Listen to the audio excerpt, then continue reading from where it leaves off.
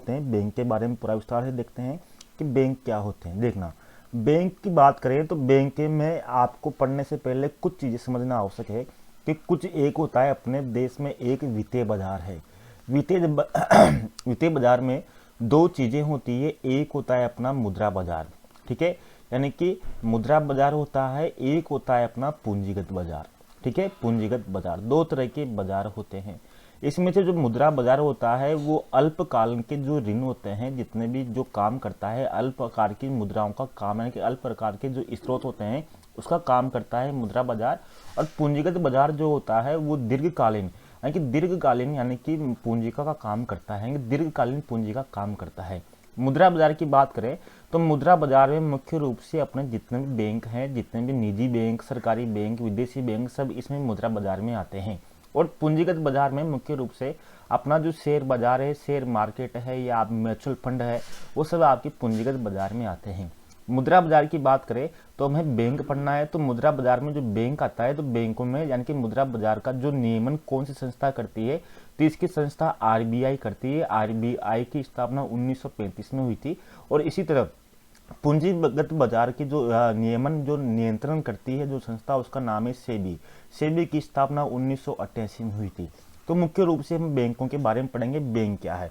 देखो, नंबर एक तो बात करते हैं कि बैंक तुम्हारी क्या है। तो बैंक की बात करते हैं तो बैंक क्या है, एक मुद्रा बाजार का भाग है, यानी कि मुद्रा बाजार का भाग है। और मुद्रा बाजार किसका भाग है, यानी कि अपने जो वित्तीय, आपने देखा कि अपने वित्तीय बाजार का एक भाग है, यानी वित्तीय बाजार के दो भाग है, मुद्रा बाजार और पूंजीगत बाजार। और बैंक किसका भाग है, यानी कि मुद्रा बाजार का एक भाग है। साथ में बैंकों की बात करें तो अपनी जो संविधान की जो 7वीं अनुसूची है, संविधान की 7वीं अनुसूची, तो 7वीं अनुसूची में भी बैंकों के बारे में उल्लेख किया गया है।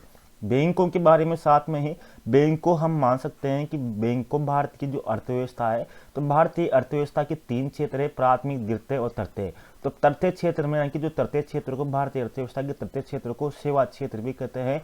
तो बैंक भारतीय अर्थव्यवस्था के तृतीय क्षेत्र में शामिल है, जिसको सेवा क्षेत्र भी कहते हैं, क्योंकि बैंक और बीमा सेवा ही देते हैं। ये चीजें आपको ध्यान रखनी है। और बैंक भी अलग अलग प्रकार के होते हैं। देखो, बैंक भी अलग अलग प्रकार के होते हैं। बैंक कितने प्रकार के होते हैं, मुख्य रूप से मान सकते हैं कि बैंक 2 प्रकार के होते हैं। एक होता है अनुसूचित बैंक, अनुसूचित बैंक होता है, एक होता है गैर अनुसूचित बैंक, गैर अनुसूचित बैंक। देखना, अब गैर अनुसूचित और अनुसूचित बैंक में क्या अंतर है। देखो, बैंक का मतलब जो है, तो बैंक में 2 प्रकार के होते हैं, अनुसूचित, गैर अनुसूचित। दोनों में अंतर आपको देखना है। मैं दूसरा पेज ले लेता हूं, उसमें देखना जो आपके अनुसूचित बैंक है, क्योंकि फिर मैं आपको थोड़ी देर बाद में आरबीआई, भारतीय रिजर्व बैंक के बारे में पढ़ाऊंगा, तब आपको थोड़ा बहुत और समझ में आ जाएगा। जो अनुसूचित बैंक होते हैं वो मुख्य रूप से क्या होते हैं कि जो अपना आरबीआई एक्ट है, रिजर्व बैंक ऑफ इंडिया, यानी कि आरबीआई एक्ट कब बना था, अपना आरबीआई एक्ट 1934 में बना था। और आरबीआई यानी कि भारतीय रिजर्व बैंक की स्थापना 1935 में हुई थी, यानी कि 1 अप्रैल 1935 में हुई थी। तो आरबीआई एक्ट 1934 की जो दूसरी अनुसूची में यानी कि आरबीआई एक्ट की अनुसूची 2 में शामिल जितने भी बैंक है, दूसरी अनुसूची में शामिल जितने भी बैंक है, वो सब अनुसूचित बैंक कहलाते हैं। ठीक है, नंबर 1 तो ये। नंबर 2 दूसरी ये है कि कम से कम जो आपकी जो आरबीआई एक्ट की जो धारा है, आपके धारा 42(6) की जो धारा है, उस धारा के अनुसार इनके इसका नियमन होता है। यानी कि इस धारा के अंतर्गत आने वाले सभी बैंक क्या है, अनुसूचित बैंक है। कितने पॉइंट हो गए, 2, यानी कि एक तो आपका अनुसूचित 2 में शामिल, दूसरा इसी एक्ट की धारा 42(6) में शामिल, और तीसरा आपको मान सकते हैं कि उन बैंकों की पूंजी कम से कम, जिन बैंकों की पूंजी कम से कम क्या होनी चाहिए, कम से कम 5 लाख तो होना ही चाहिए। 5 लाख पूंजी तो कम से कम इसकी अनिवार्यता रूप से होना चाहिए। बात करें अनुसूचित बैंक में कौन कौन शामिल है, तो भारत के अनुसूचित बैंक में जैसे आपकी स्टेट बैंक ऑफ इंडिया है, इसी तरह आपके जितने भी राष्ट्रीयकृत बैंक है वो सब आपके शामिल है। वर्तमान में बात करें तो वर्तमान में राष्ट्रीयकृत बैंकों की संख्या 12 है। इसी तरह आपके जितने भी निजी बैंक है सब इसमें शामिल है, विदेशी बैंक आपके सब इसमें शामिल है। ठीक है, ये सब बैंक है। इन बैंकों को यानी कि आरबीआई से, भारतीय रिजर्व बैंक से क्या होता है, आरबीआई से, भारतीय रिजर्व बैंक से इनको ऋण की सुविधा मिलती है। और साथ में ये बैंक आरबीआई की दिशा निर्देशों के अनुसार ही काम करते हैं। ये चीज आपको ध्यान रखनी है। ये हुआ अनुसूचित बैंक। और आपके दूसरा जो प्रकार है बैंकों का वो होता है गैर अनुसूचित बैंक। गैर अनुसूचित बैंक, गैर अनुसूचित बैंक वह बैंक होते हैं जो आरबीआई एक्ट के अनुसार, आरबीआई एक्ट 1934 के अनुसार काम नहीं करते, यानी कि जो दूसरी अनुसूची में शामिल नहीं है, और साथ में जो आरबीआई एक्ट की जो 42(6) की जो धारा है उसके अनुसार काम नहीं करते, वो सब गैर अनुसूचित बैंक कहलाते हैं। जैसे आपके सहकारी समितियां हैं, सहकारी समितियां हो गई, या फिर आपके भूमि विकास बैंक हो गया, भूमि विकास बैंक। आपके बताते हैं कि भूमि विकास बैंक ये दोनों आपके गैर अनुसूचित बैंकों में शामिल है। सहकारिता के बारे में पढ़ेंगे क्योंकि सहकारिता वाला टॉपिक भी आपके जोड़ा गया है, ये आपको ध्यान रखना है, ठीक है। इसके बाद में बैंकों के कार्य बात करते हैं। बैंकों के कौन कौन से कार्य, देखो मैंने आपको कल के टॉपिक में बहुत सी चीजें बता दी थी मैंने आपको बैंकों के बारे में। तो बैंकों के अनेक कार्य होते हैं। नंबर 1 बैंकों का कार्य होता है कि जो जनता की जो जमा होती है वो जमाओं को स्वीकार करना, जनताओं की जमाओं को स्वीकार करना। दूसरा, अगर जनता उन जमाओं को मांगे, यानी कि जनता उन जमाओं को मांगे तो उस राशि को वापस करना, राशि को वापस करना। साथ में जनता को, यानी कि जो जिनको ऋण उपलब्ध करवाना, इनकी आवश्यकता वाले व्यक्तियों को ऋण उपलब्ध करवाना। साथ में ही अधिविकर्ष की सुविधा उपलब्ध करवाना। अधिविकर्ष को क्या बोलते हैं, ओवरड्राफ्ट बोलते हैं, ओवरड्राफ्ट भी इसको कहा जाता है। यानी कि अधिविकर्ष का मतलब ये है कि जैसे मान लीजिए कुछ ग्राहक ऐसे होते हैं जिनकी जमाओं के, यानी कि जिनके पास जो होती है, यानी कि ग्राहक की साख के आधार पर उसको अधिक ऋण दे दिया जाता है। जैसे हमारा बैंक में जमा 5 लाख है और बैंक हमें 10 लाख रुपए दे देती है, तो अधिविकर्ष का मतलब ऐसे होते हैं, कुछ ऐसे ग्राहक होते हैं जिनको बैंक को ये लगता है कि हाँ इसकी बाजार में साख अच्छी है, इसकी प्रतिष्ठा अच्छी है, तो बैंक उन व्यक्तियों को अधिविकर्ष यानी कि अधिक ऋण दे देता है। जिसी कारण तो आपको मालूम होगा कि बैंकों में वर्तमान में एनपीए की समस्या है। एनपीए की समस्या है। एनपीए क्या है, यानी गैर निष्पादन संपत्ति है। गैर निष्पादन संपत्तियां क्या होती है, गैर निष्पादन संपत्तियां ऐसी होती है जिनकी जो बैंक जो कर्ज देता है वो कर्ज वापस बैंकों को नहीं मिल पाता, यानी कि पूरी तरह से वो डूब जाता है, या उनको बैंक जो कर्ज लेने वाले हैं वो भाग जाते हैं। जैसे आपके बहुत से उदाहरण देखे जा सकते हैं। वर्तमान में भारत सरकार के अनुसार जो एनपीए में जो शामिल है उसमें से आपके अलग अलग, जैसे आपके विजय, बहुत से नाम नहीं लेना चाहूंगा, लेकिन आपके बहुत से ऐसे व्यक्ति है भारत में जो गैर निष्पादन संपत्तियों में योगदान रहता है। तो अधिविकर्ष यानी कि एक तो बैंक को क्या मिलता है, अधिविकर्ष देने से इनको ऋण भी प्राप्त होता है, लेकिन बहुत सी बार क्या होता है कि बैंक जब अधिविकर्ष देता है तो बहुत सी बार ओवर पैसा डूब जाता है और बैंकों की दिवालिया का उत्पन्न हो जाता है। इसी तरह और कौन से कार्य हैं, यानी कि बैंक मुख्य रूप से आपके और भी कार्य करता है, जैसे आपके लॉकर्स की सुविधा लॉकर्स की सुविधा देता है, यानी कि बैंक मुख्य रूप से ग्राहकों को लॉकर्स की सुविधा देता है। साथ में ही वो साख सृजन का काम करता है, यानी कि साख सृजन का मतलब है कि एक तरह से वो अपने उपभोक्ताओं को, जो ग्राहक होते हैं उनको पैसे देने के बाद में उनकी ब्याज से, उनके अलग अलग चार्ज से साख का सृजन करता है। इसी तरह बैंक वित्तीय समावेशन का कार्य करता है। वित्तीय समावेशन का मतलब होता है कि समाज में जो पिछड़े दलित समुदाय के लोग हैं उनके पास, यानी कि बैंक की सभी तरह की सेवाएं पहुंच सके, यानी कि समाज में एक तरह से जितने भी जो दलित है, पिछड़े हुए हैं, जिनके पास अभी साक्षरता का अभाव नहीं है, तो उनके पास भी सब तरह की सेवाएं पहुंच सके, सब तरह का समावेश विकास हो सके, तो वित्तीय समावेश का काम करता है। जैसे आपके बहुत से जीरो बैलेंस पर खाता खोलना, या प्रधानमंत्री जनधन खाता योजना, या फिर आपकी उज्ज्वला योजना, ये सब वित्तीय समावेशन के प्रयास है ताकि सब लोगों को, गरीबों को भी बैंकों का लाभ मिल सके। इसके बाद में आपके बैंकों के बाद में आपके एक और चीज पढ़ते हैं, आरबीआई, भारतीय रिजर्व बैंक। भारतीय रिजर्व बैंक क्या है इसके बारे में पढ़ते हैं। भारतीय रिजर्व बैंक के बारे में कल ही पढ़ा था, लेकिन फिर भी आपको हमें थोड़ा देखना है इनके बारे में क्या क्या चीजें देखनी है। भारतीय रिजर्व बैंक के बारे में बात करें तो भारतीय रिजर्व बैंक की स्थापना आपको पता है कब हुई थी। स्थापना की बात करें भारतीय रिजर्व बैंक की, तो इसकी स्थापना 1 अप्रैल 1935 को हुई। 1 अप्रैल 1935 को हुई। कौन से एक्ट के द्वारा, यानी कि आरबीआई एक्ट के कौन से, यानी कि 1934 के एक्ट के द्वारा। लेकिन स्थापना का सुझाव किसने दिया था, आरबीआई की स्थापना का सुझाव इल्टन यंग आयोग ने इसका सुझाव दिया था कि एक केंद्रीय बैंक की स्थापना की जाए। जब इसकी स्थापना की गई तब इसने पाकिस्तान, यानी कि जब पाकिस्तान स्वतंत्र हो गया था उस समय कुछ समय के लिए उसी तरह म्यांमार का भी भारतीय रिजर्व बैंक ने, यानी कि 2 देशों को आपके पूछ सकते हैं कि भारतीय यानी कि आरबीआई ने कौन कौन से देशों का यानी कि केंद्रीय बैंक के रूप में कार्य किया। तो कुछ समय के लिए पाकिस्तान के केंद्रीय बैंक के रूप में और म्यांमार के केंद्रीय बैंक के रूप में कार्य किया।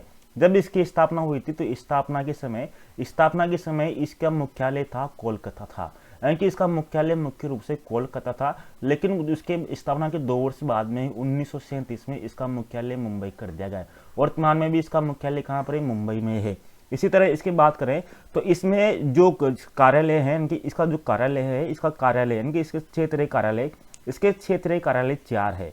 कितने, 4, यानी कि 4 महानगरों में 4 क्षेत्रीय कार्यालय। जैसे आपके मुंबई में भी है, इसका मुंबई में मुख्यालय भी है, क्षेत्रीय कार्यालय भी है, दिल्ली में है, चेन्नई में है और कोलकाता। इस तरह से आपके 4 क्षेत्रीय कार्यालय इसके हैं। इसी तरह से बात करें इसका वित्तीय वर्ष कब कितना होता है, तो इसका वित्तीय वर्ष पहले बताया था आपको कि 1 जुलाई से लेकर 30 जून तक इसका वित्तीय वर्ष होता है।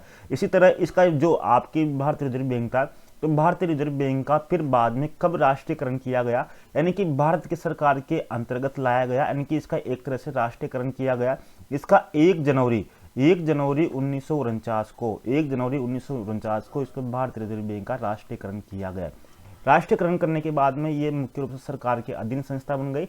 लेकिन जो भारतीय रिजर्व बैंक की जो स्थापना की गई थी 1 अप्रैल 1935 में, इसका मुख्य उद्देश्य था कि बैंकों के संचालन में सरकार की यानी कि कम से कम हस्तक्षेप रहे। तो वर्तमान में भी सरकार का कम से कम हस्तक्षेप रहता है बैंकों के संचालन में, यानी कि आरबीआई के माध्यम से पूरे बैंकों का संचालन होता है। यानी कि बैंकों के संचालन में सर्वोच्च संस्था जो संस्था है वो आरबीआई है।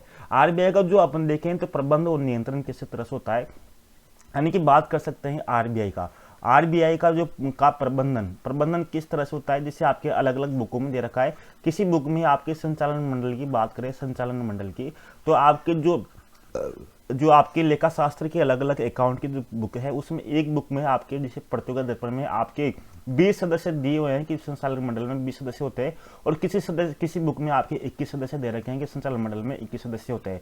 जैसे अगर आपने 21 सदस्य को माने तो 21 सदस्य में माने तो इसमें जो नंबर 1 होता है गवर्नर, यानी कि इसका सबसे पहला व्यक्ति कौन होता है, गवर्नर होता है। गवर्नर के बाद में इसमें फिर 4 डिप्टी गवर्नर होते हैं। इसी तरह फिर 4 डिप्टी गवर्नर के बाद में इसमें 4 सदस्य जो आपकी 4 क्षेत्रीय परिषद है, उन क्षेत्रीय परिषदों के जो निदेशक होते हैं वो इसमें शामिल होते हैं। इसके बाद में आपकी इसमें 2 सदस्य यानी कि वित्त मंत्रालय से संबंधित, यानी कि वित्त मंत्रालय से नियुक्त होते हैं, वित्त मंत्रालय से संबंधित होते हैं, और 10 अन्य सदस्य इसमें शामिल होते हैं। इस तरह से आपके कुल इसमें 21 सदस्य होते हैं।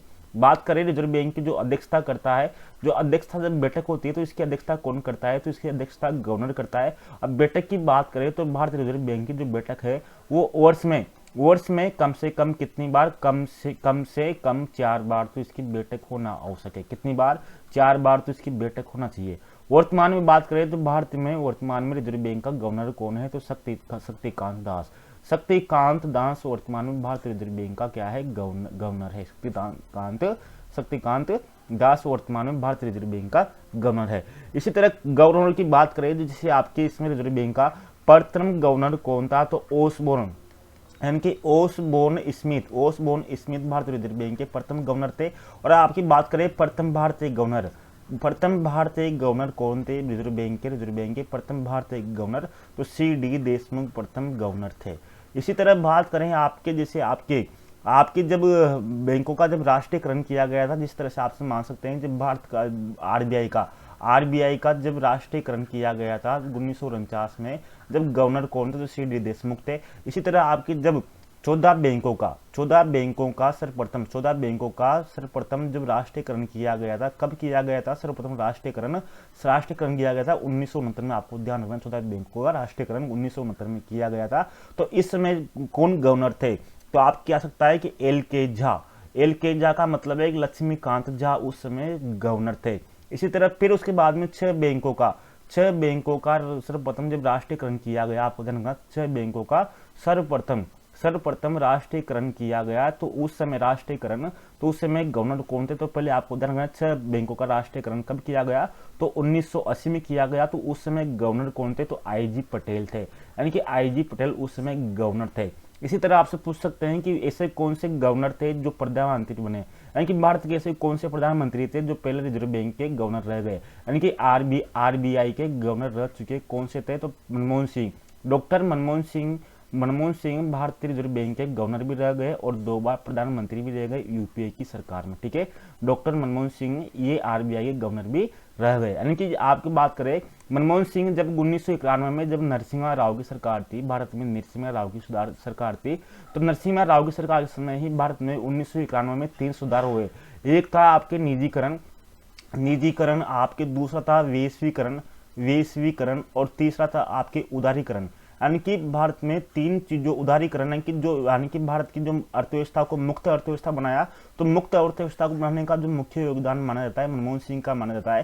यानी कि भारत में आर्थिक सुधारों का जो जनक माना जाता है, आर्थिक सुधारों का जनक वो मनमोहन सिंह को माना जाता है और उसमें नरसिम्हा राव की सरकार थी। इस तरह से मनमोहन सिंह को आर्थिक सुधारों का जनक माना जाता है। 1991 में 3 चीजें भारत में की गई, निजीकरण, वैश्वीकरण और उदारीकरण, ये चीजें आपकी की गई। तो ये चीजें आपको ध्यान रखनी है। आरबीआई कौन कौन से कार्य करता है, इनकी भारतीय रिजर्व बैंक के द्वारा कौन कौन से कार्य किए जाते हैं, इनकी आरबीआई के द्वारा कौन कौन से कार्य किए जाते हैं। जैसे नंबर 1 है कि भारतीय रिजर्व बैंक नोटों का, यानी कि नोट जो होते हैं नोटों को छापने का निर्गमन का कार्य करता है, नोट छापने का कार्य करता है। भारतीय रिजर्व बैंक में एक तरह से देखें तो 1 रुपए का नोट और साथ में जो सिक्के होते हैं, जितने भी सिक्के हैं, इन सिक्कों के अलावा सभी प्रकार के, यानी कि 1 रुपए का नोट और सिक्कों के अलावा सभी प्रकार के जो नोट छापता है, यानी कि जिन पर साइन होते हैं भारतीय रिजर्व बैंक के गवर्नर के साइन होते हैं, गवर्नर के सभी 1 रुपए के नोट के अलावा, सिक्कों के अलावा सभी पर भारतीय रिजर्व बैंक के गवर्नर का साइन होते हैं। यानी नोट निर्गम का कार्य कौन करता है, आरबीआई करता है। इसी तरह आपकी बात करें, साख नियंत्रण का काम करता है। साख नियंत्रण का मतलब यह है कि यह साख नियंत्रण यानी कि मौद्रिक कार्य, यानी कि अपनी मौद्रिक नीतियों के माध्यम से जो भारत में जो साख यानी कि जो पैसा है, उस पैसा का किस तरह से साख का नियंत्रण किया जाए, उसका नियंत्रण मुख्य रूप से आरबीआई करता है। इसी तरह जो विदेशी मुद्रा भंडार है, यानी कि भारत का जो सरकार का जो विदेशी मुद्रा भंडार है, यानी कि भारत के पास कितना मुद्रा भंडार है, विदेशी मुद्रा भंडार, तो उसका जो मुख्य रूप से जो नियंत्रण करता होता है आरबीआई होता है। वर्तमान समय में जहां तक ध्यान है, तो भारत का वर्तमान में 550 के ऊपर अरब डॉलर के ऊपर भारत का विदेशी भंडार है। अगर आगे परीक्षा में आए कि भारत का विदेशी मुद्रा भंडार कितना है, तो 550 के ऊपर जो ऑप्शन रहेगा वो आपको टिक करना है। इसी तरह आपके कहते हैं कि रिजर्व बैंक का जो कार्य है वो जितने बैंक है उन बैंकों का प्रबंधन और नियंत्रण करता, यानी कि बैंकों का जितना भी प्रबंधन यही करता है, वो नियंत्रण करता भी यही होता है, यानी कि नियंत्रण भी यही करता है। उनके लिए समय समय पर उनकी पॉलिसी, उनके लिए नीति का निर्माण करता रहता है। इसी तरह जितने बैंक होते हैं, उनकी बैंकों की स्थापना के समय, नए बैंकों की स्थापना के समय उनको जो लाइसेंस देता है, तो लाइसेंस भी यही बैंक देता है। इस तरह से इसी तरह जो सरकार का जो बैंकर, यानी कि सरकार के बैंकर के रूप में भी कार्य कौन करता है, जो सरकार के बैंकर के रूप में भी आरबीआई कार्य करता है। इसी तरह जो अंतर्राष्ट्रीय मुद्रा कोष है, अंतर्राष्ट्रीय मुद्रा कोष में ये भी प्रतिनिधित्व करता है, कि भारत की तरफ से अंतर्राष्ट्रीय मुद्रा कोष में आरबीआई के जो सदस्य हैं, गवर्नर है, वो मुख्य रूप से इसमें प्रतिनिधित्व करता है।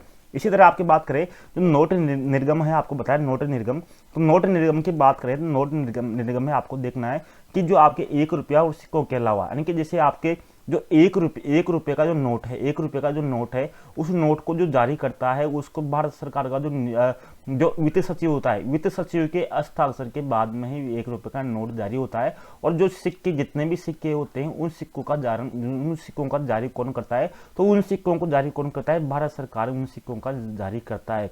बात यानी कि कोइन एक्ट, जो कोइन एक्ट था, जो भारत का कोइन एक्ट था, कोइन एक्ट 1906 के अनुसार भारत सरकार सिक्कों का यानी कि उत्पादन करता है। अब सिक्के और 1 रुपये के नोट के अलावा जितने भी सिक्के हैं, जितने भी नोट है, उन सबको मुख्य रूप से रिजर्व बैंक जारी करता है। लगभग भारत में वर्तमान में 9 प्रकार के, कितने प्रकार के, 9 प्रकार के आपके नोट जारी करता है रिजर्व बैंक। जैसे आपके 2 रुपये हो गया, 5 रुपये हो गया, 10 रुपये हो गया, 20 रुपये हो गया, 50 रुपये हो गया, 100 रुपये हो गया, 500 रुपये हो गया, 2000 रुपये हो गया।